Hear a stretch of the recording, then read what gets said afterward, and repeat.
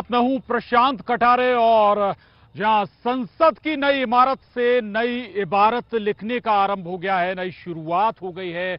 संसद में आज संसद भवन की नई इमारत में नारी शक्ति वंदन विधेयक पेश किया गया है और मेरे पीछे आप विधानसभा भी देख रहे हैं। मध्य प्रदेश की ये विधानसभा है। जब ये कानून बन जाएगा विधेयक, तब न केवल संसद में 1/3 महिला सांसद बैठेंगी बल्कि 1/3 जो विधायक हैं वो इस विधानसभा में भी बैठेंगी, यानी कि 31 विधानसभा जो है वहां भी ये नियम लागू हो जाएगा। 1/3 महिलाओं के लिए जो आरक्षण होगा, तो एक लिहाज से हम कहें कि मध्य प्रदेश में जहां सीएम शिवराज लाडली बहनाओं के लिए कोशिश कर रहे हैं, लगातार लाडली बहनाओं के लिए, लाडली भांजियों के लिए, तो वहीं देश की नारी शक्ति के लिए प्रधानमंत्री नरेंद्र मोदी आज ये विधेयक लेकर आए हैं। और जब ये विधेयक पास हो जाएगा, तब हम कहें कि नई इमारत की या किसी भी नए काम की शुरुआत शक्ति पूजा से होती है, बच्चियों की पूजा से होती है और यहां पर नारी शक्ति का सम्मान के साथ अगर हम कहें कि नई इमारत की शुरुआत या नई संसद भवन की शुरुआत हो रही है, तो ये बहुत अच्छी बात। हालांकि इस पर कुछ सवाल भी हैं और वो सवाल जायज भी कह सकते हैं आपकी, चूंकि कहा यह जा रहा है कि 2024 से पहले ये नियम जो विधेयक है ये पास भी हो जाए फिर भी लागू नहीं हो पाएगा, चूंकि इसके बीच में कई अड़चने जरूर आएंगी। लेकिन इसे आप अच्छी शुरुआत जरूर कह सकते हैं। कांग्रेस इसे श्रेय लेने की कोशिश भी इसमें कर रही है, इसे अपना श्रेय भी बता रही है। लेकिन आपको बता दें कि इससे पहले 27 साल में 4 सरकारें महिला आरक्षण बिल को, विधेयक को सदन में पेश कर चुकी हैं, लेकिन पास नहीं करा पाई। कांग्रेस के शासनकाल का अगर हम जिक्र करें तो उनके अपने ही रोड़ा बनकर सामने आए थे जो उनके सहयोगी थे, चाहे वो ममता बनर्जी रही हो या उत्तर प्रदेश की पूर्व मुख्यमंत्री मायावती रही हो या लालू प्रसाद यादव रहे हों। लेकिन वर्तमान सरकार को लेकर जो भावना है, कहा यह जाता है कि मोदी सरकार जिस कदम को आगे बढ़ाती है, जिस दिशा में कदम आगे बढ़ाती है, वो अंजाम तक जरूर पहुंचाती है। बहरहाल हमें इंतजार करना होगा, देखना होगा। जब ये कानून बनेगा, विधेयक पास हो जाएगा, इस पर चर्चा भी होगी। लेकिन आज हम चर्चा करेंगे। 3 खास मेहमान हमारे साथ इस बेहद खास मसले पर चर्चा करने के लिए जुड़ रहे हैं। हमारे साथ हैं गुंजन चौकसे जी हैं हमारे साथ, प्रदेश प्रवक्ता बीजेपी। बहुत स्वागत है गुंजन जी आपका न्यूज 18 पर। कविता पांडे जी हमारे साथ, प्रदेश उपाध्यक्ष महिला कांग्रेस। धनंजय प्रताप सिंह वरिष्ठ पत्रकार, इन सबका बहुत स्वागत है। लेकिन उससे पहले आपको रिएक्शन सुनवाते हैं, प्रतिक्रियाएं आई हैं इस बेहद खास मसले पर।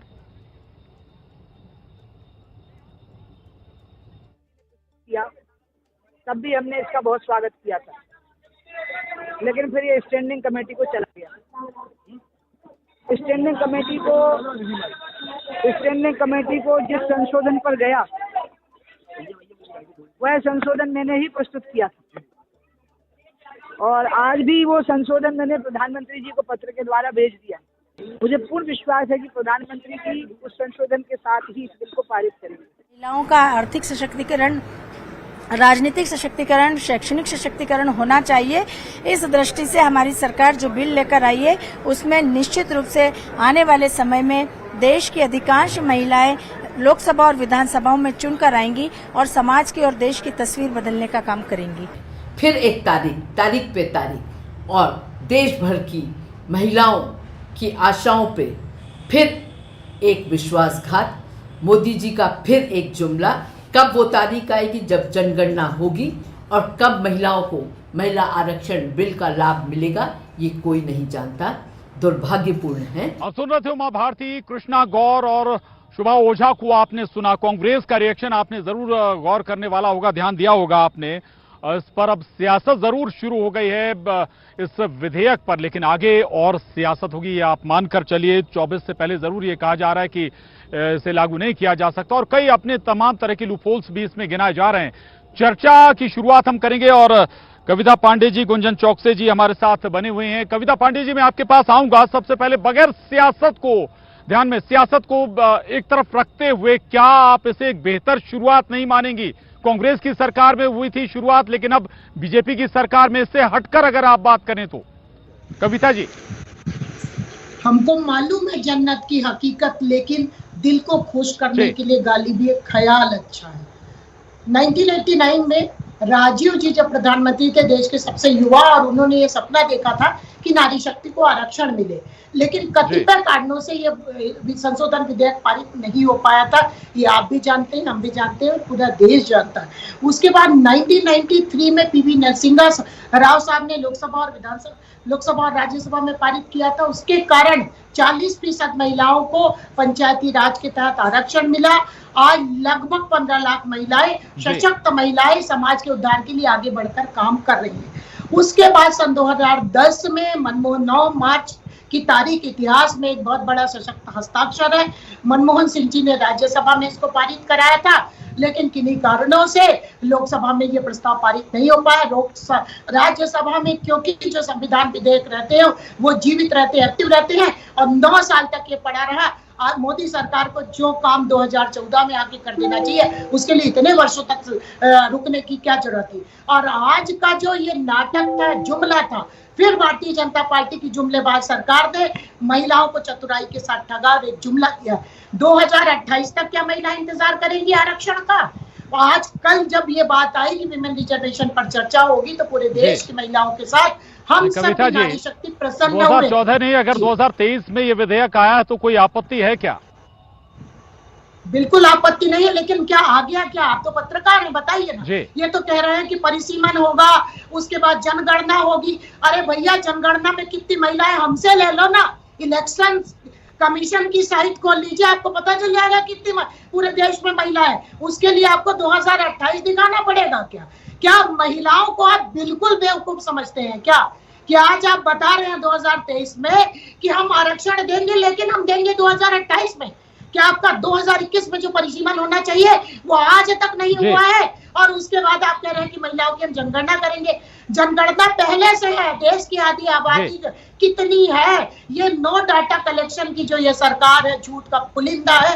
और भारतीय जनता पार्टी के लोग कहते हैं, वो कभी करते नहीं। एक बार बोलो, बार बार बोलो, 1000 बार बोलो, लगातार टीवी में ऐसा लग रहा है कि हम गुंजन चौकसी जी के पास में जाऊं, लेकिन कविता जी उससे पहले एक और सवाल आपसे है। 10 साल यूपीए की सरकार रही, आपके पास भी 10 साल थे। ठीक, बिल्कुल आपकी बात से मैं 100% सहमत हूं। मैंने फिर बताया कि 1989 में, उसके बाद 1993 में, उसके बाद 2010 9 मार्च का दिन इतिहास सशक्त हस्ताक्षर है मनमोहन सिंह जी ने जो राज्यसभा में बिल पेश किया था, वही आज लोकसभा में पारित हुआ है। इस बात को आप जो मील के जो हमारे पत्थर थे राजीव जी, बहुत अच्छी बात है। अगर फिर तो आपको सहमति और समर्थन करना चाहिए था इसका। उनको सलामी देने का दिन है कि आज जो कांग्रेस ने जो सपना देखा था उस दिशा में भारतीय जनता पार्टी ने कदम दिखाया, लेकिन उन्होंने सिर्फ और सिर्फ झूठ बोला है, जुमला देखा है, और जुमला सुनते सुनते देश की नारी शक्ति थक चुकी है और ये बेहद झूठे है। जी ठीक है, कविता जी मैं आ रहा हूं आपके पास लौट के।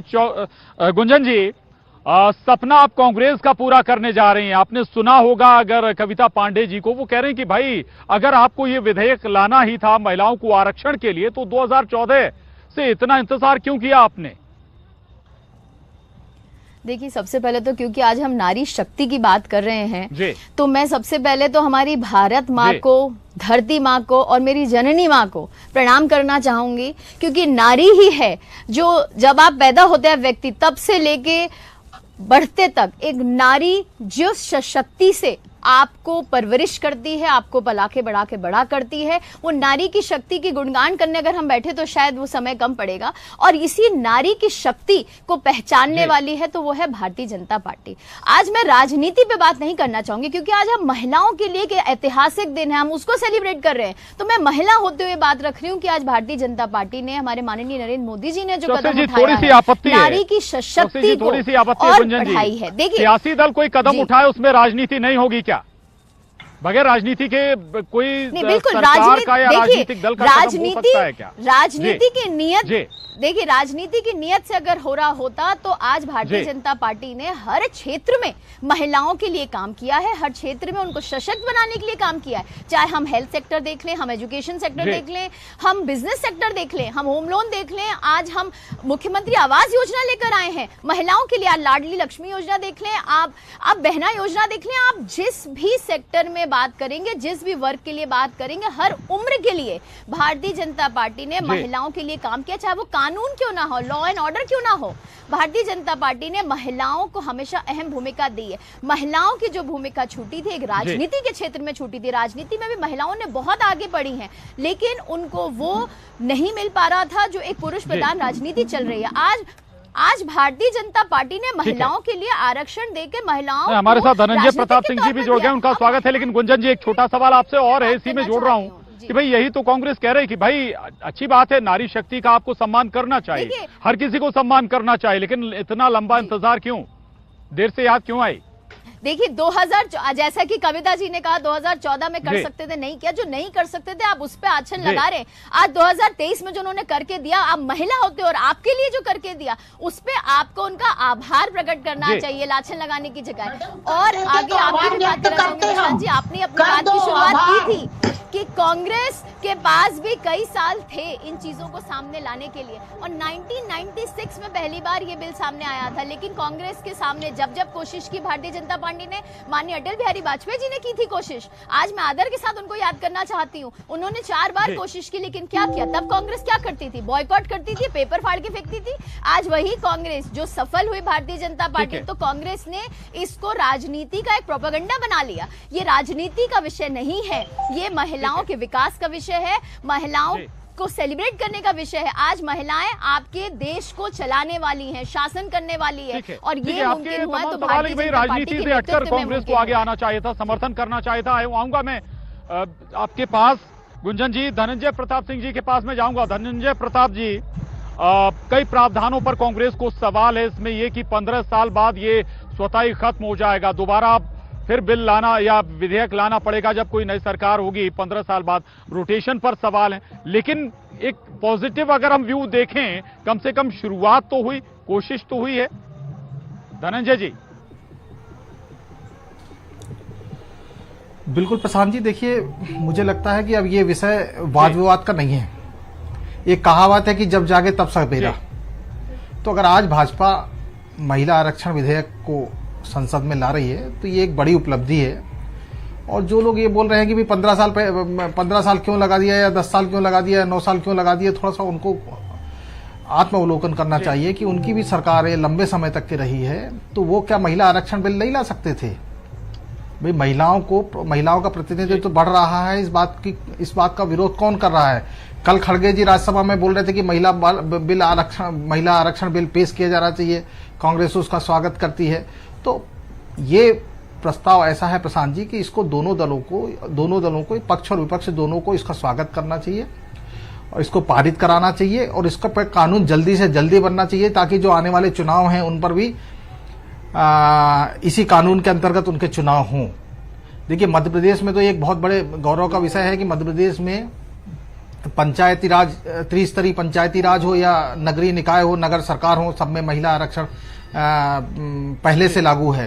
तो आप देख लीजिए महिला प्रतिनिधित्व मध्य प्रदेश में बहुत ज्यादा है। हम 14वीं विधानसभा की बात करें, 2013 से 2018 की जो विधानसभा थी, तो उसमें मध्य प्रदेश में 32 महिला विधायक थी, 32 महिला विधायक। राजीव गांधी ने ये सपना देखा था, और जो बिल पे या जो विधेयक पेश किया गया है वो पूरा मसौदा मनमोहन सरकार के दौरान तैयार हुआ था। तो फिर तो बहुत अच्छी बात है, कांग्रेस का ही सपना पूरा कर रही है बीजेपी, फिर तो विरोधाभास होना ही नहीं चाहिए। बिल्कुल नहीं होना चाहिए प्रशांत जी, कांग्रेस को एक कदम आगे बढ़कर के इसमें सहयोग देना चाहिए। और कांग्रेस तो ये कह सकती है कि भाई महिला आरक्षण का प्रस्ताव हमने लाया था, तो अब आज उस पर विरोध करने का मुझे औचित्य समझ में नहीं आता है। ये विषय विवाद का नहीं है, महिलाओं को प्रतिनिधित्व दिया जाना चाहिए। राजनीति में खासतौर से महिलाओं का प्रतिनिधित्व बहुत कम है। आप टिकट में देख लीजिए, हालांकि ये बात सही है कि टिकट वितरण में भी महिलाओं को टिकट देने में भाजपा ही आगे रहती है। कांग्रेस की तुलनात्मक टिकटें महिलाओं को कम दी जाती है, कम संख्या में दी जाती है। तो कम से कम महिला आरक्षण हो जाएगा तो ये होगा कि एक पर्याप्त संख्या में 33% टिकट देने के लिए राजनीतिक दल भी बाध्य होंगे। विधानसभा में महिला प्रतिनिधित्व जब बढ़ेगा तो महिलाओं से जुड़े मुद्दों पर चर्चा हो सकेगी, बेहतर कानून बन सकेंगे। आज हम जो कुपोषण से लेकर शिशु मृत्यु दर, मातृ मृत्यु दर की बात करते हैं, तो इस पर कौन बोलता है विधानसभा में? जब महिलाएं आएंगी तो वो अपने पक्ष की बात रखेंगी। जी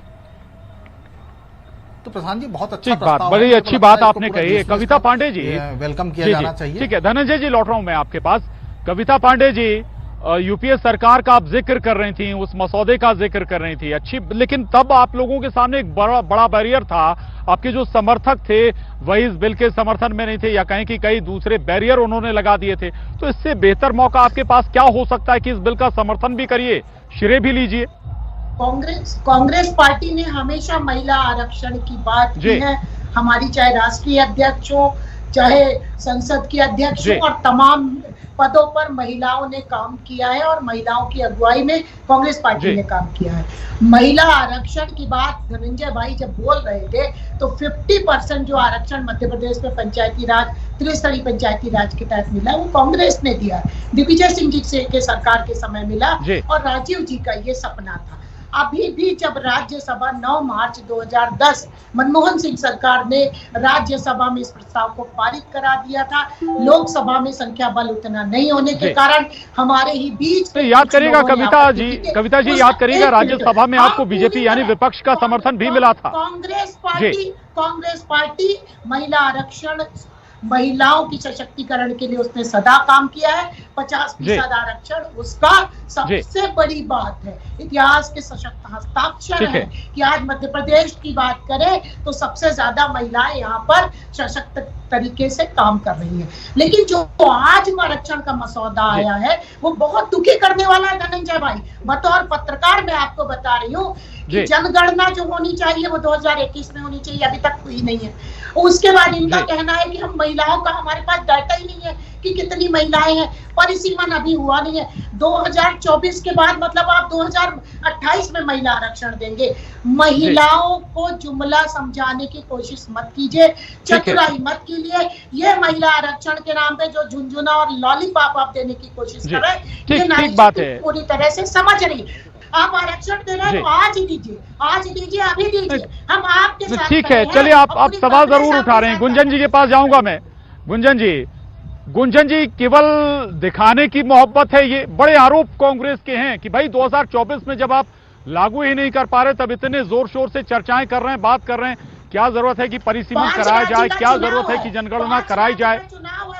जी गुंजन जी ने कहा, धनंजय जी ने भी बहुत अच्छी बात बोली कि अगर कोई चीज की शुरुआत हुई है तो उसका अंत भी बिल्कुल होगा। और जहां ये रही कोई राजनीति अगर कर रहे होते तो शायद पहले से आते। राजनीति का मुद्दा नहीं है, राजनीति का मुद्दा भारतीय जनता पार्टी ने कभी भी विकास को राजनीति के साथ नहीं जोड़ा है। भारतीय जनता पार्टी ने हमेशा कार्य किए हैं जब जिस स्टेज पे वो काम हुआ। अगर आप देखें ट्रिपल तलाक ये महिला मुद्दा है, ये भारतीय जनता पार्टी लेकर आई है, तब भी महिलाओं के हित में भारतीय जनता पार्टी ने एक ऐतिहासिक फैसला लिया है। आज फिर से भारतीय जनता पार्टी अगर इसको लेकर आई है सामने तो भारतीय जनता पार्टी इसको मुकाम तक भी पहुंचाएगी। लेकिन आप जो ये लाइन जोड़ती है कि भाई हमारी इसमें राजनीतिक मंशा नहीं है, लेकिन राजनीति जरूर आपत्ति होगी, अंत तक चलेगी। ये तो ऑल द मोर रीजन आप समझिए, राजनीति का अगर मुद्दा होता तो शायद हम इस चुनाव में उसको यूटिलाइज करते, लेकिन अंत जरूर है और अंत अच्छा है, उत्तम है और महिलाओं की भलाई में है, महिलाओं को सशक्तिकरण है। देखिए इससे लोकतंत्र को मजबूत किया है। आज भारतीय जनता पार्टी ने इस ऐतिहासिक फैसले से लोकतंत्र को मजबूत किया। महिला आरक्षण का विषय ऐसा है, आ रहा हूं धनंजय जी, 6 महीने में लागू नहीं किया जा सकता या 6 दिन में लागू नहीं किया जा सकता है। बिल्कुल ठीक बात है धनंजय जी, इसमें थोड़ा सा और इस पर भी थोड़ा सा रोशनी डालिएगा कि भाई 181 सीटें, 1/3 लोकसभा की, रोटेशन भी होगा, हर 5 साल में वो सीटें बदल जाएंगी, यानी कि जो महिलाओं जिन्हें टिकट मिला या जो जीती उनका टिकट कटेगा। तो इसका एक मंशा क्या है? या तो ये कि सराउंडिंग पूरे देश में महिलाएं सशक्त हो जाएं। धनंजय जी। हाँ प्रशांत जी, देखिए प्रशांत जी, सबसे पहले तो मैं आपको बताना चाहूंगा कि जैसे जो बात चल रही है कि कानून कब लागू होगा, सवाल उस बात का नहीं है कानून कब लागू होगा। आजादी के 75 साल बीत चुके हैं। अगर आज महिला आरक्षण का मुद्दा 75 साल बाद आया है तो इसका स्वागत किया जाना चाहिए। बाकी तकनीकी विषय जो है वो कितने दिन में लागू होगा, कब जनगणना होगी, कब परिसीमन होगा, ये तो सब बात का विषय है। कम से कम पहले कानून तो बने, तब तो उसके आगे की बात बनेगी, नहीं तो ये वाद विवाद में ही पड़े रहेंगे तो कानून भी नहीं बन पाएगा। दूसरी चीज आपने बोले कि आरक्षण किस तरह से होगा, तो देखिए अभी मोटा मोटी तो जो हमको समझ में आ रहा है वो ये जो शेड्यूल कास्ट की सीटें होती है एससी, जिस तरह से उसमें रोटेशन होता है कि वो समय समय पर बदलती जाती हैं, तो मुझे लगता है कि इसमें महिला आरक्षण विषय में, महिला आरक्षण के दायरे में जो सीट आएंगी 33%, वो हो सकता है हर 5 साल में उसका रोटेशन में बदल दिया जाए। लॉटरी सिस्टम अभी जैसे अपने यहाँ पंचायती राज और नगरीय निकाय में लॉटरी सिस्टम होता है, तो हो सकता है कि आगे चल के वो लॉटरी सिस्टम संसद में भी लागू हो। और इससे कहीं देखिए पुरुषों को नुकसान नहीं है। जिन सीटों में आज पुरुष सांसद हैं या विधायक हैं, अगर वो सीट रिजर्व हो जाएगी तो उनके लिए दूसरे ऑप्शन भी बहुत सारे हैं राजनीति में। राज्यसभा जाने से लेकर के विधानसभा के द्वार उनके लिए खुले हुए हैं, तो उनको निराश नहीं होना चाहिए, मुझे लगता है। ठीक बात है। मैं गुंजन जी के पास जाऊंगी। गुंजन जी, दो बातें समझिएगा। दो बातें, एक तो ये कि भाई 15 साल में जो फिर से आपको इसको रिवाइज करना होगा अगर आप इस आरक्षण को आगे बढ़ाना चाहते हैं, इस पर भी विपक्ष को ऐतराज है। देखिए, विपक्ष को हर अच्छी चीज से ऐतराज होता है, चाहे वो उनके फायदे की ही क्यों ना बात हो रही हो, क्योंकि विपक्ष ऐतराज करने के लिए बैठा हुआ है वहां पे। लेकिन जो जैसा कि धनंजय जी ने कहा, ये वाद विवाद का मुद्दा नहीं होना चाहिए, ये सबकी भलाई का मुद्दा है। तो यहाँ को सबको सामूहिक तौर पर इसको ऐतिहासिक बनाना चाहिए और इसको सपोर्ट करना चाहिए। चाहूंगी जी प्रशांत जी, जैसे आपने कहा कि इसका उद्देश्य क्या है, जो रोटेशन की बात है। देखिए, भारतीय जनता पार्टी का उद्देश्य, भारतीय जनता पार्टी की मंशा बिल्कुल साफ तौर पर दिख रही है कि भारतीय जनता पार्टी परिवारवाद से उठकर कुछ काम करना चाहती है। भारतीय जनता पार्टी किसी व्यक्ति विशेष को फायदा देने से उठकर कुछ काम करना चाहती है। इसलिए भारतीय जनता पार्टी ने योग्यता के आधार पर वो सिलेक्शन करती है अपने मेंबर्स का, और योग्यता के आधार पर और बाकी लोगों को भी मौका देना चाहती है। इसलिए रोटेशन की बात आई है, इसलिए 15 साल की बात आई है। भारतीय जनता पार्टी निष्पक्ष रूप से सिर्फ और सिर्फ विकास और सेवा का भाव रखती है, और इसलिए ऐसे सेवक को सामने कविता जी का मैं इसी पर जवाब लूंगा। कविता जी, रोटेशन पर क्या दिक्कत है? दूसरा ये कि 15 साल में रिवाइज करने पर भी सवाल उठे थे कांग्रेस की ओर से। दिक्कत क्या है भाई? 15 साल में या तो आप ये मानकर चल रहे हैं कि आप दोबारा कभी सत्ता में आएंगे नहीं, अगर 15 साल बाद आपको मौका मिलता है तो आप दोबारा कर लीजिएगा, नहीं तो भाई इस पर दिक्कत क्या है? 1993 में महिलाओं के लिए त्रिस्तरीय पंचायती राज की तरह 50% का आरक्षण मिला। 15 लाख महिलाएं उसके कारण सशक्त हुई। हमारे आप जैसे गुंजन जैसी नारी जो घर में बैठी थी वो राजनीतिक समीकरणों में काम करने लगी, और हम लोग उसी महिला आरक्षण की पौध है जो आज वृक्ष बन चुके हैं। तो सूत न कपास जुलाहों में लट्ठा। पहले ये तो तय कर लीजिए कि आने वाले चुनाव में क्या आरक्षण। कविता जी, अच्छी बात है ना भाई, सरकारें तो आती जाती रहेंगी, लेकिन उनका मकसद जो जन कल्याण या जनता के लिए काम करना, वो तो करेंगे ना। आप माफी चाहूंगा, देखिए वक्त इजाजत नहीं देता है। जी, विकास की बात करती है, प्रधानमंत्री आवास का जो ये प्रधानमंत्री आवास, बहुत सारी योजनाएं, सब बहुत सारी योजनाएं हैं कांग्रेस शासन में भी चली और नई योजनाएं मोदी सरकार में भी आई। मकसद यही कि आम जनता का विकास हो, आम जनता के कल्याण की बात हो, महिलाओं के सशक्तिकरण की बात हो, और इसी दिशा में ये एक बड़ा कदम नजर आ रहा है। माफी चाहूंगा, चर्चा को यहीं खत्म करेंगे। गुंजन चौकसे जी, कविता पांडे जी, धनंजय प्रताप सिंह जी, बहुत शुक्रिया आप तीनों का इस चर्चा में शामिल होने के लिए। और जरूर आपको चर्चा में बस इतना ही, लेकिन आपको एक बार फिर बता दें कि ये बड़ा मसला है। विधेयक संसद में पेश किया गया है और हम विधानसभा, मध्य प्रदेश की विधानसभा के बाहर खड़े हुए हैं, और इस विधानसभा में भी जब विधेयक कानून बनेगा तो वही तस्वीर बनेगी, 1/3 विधायक महिलाएं होंगी रिजर्व।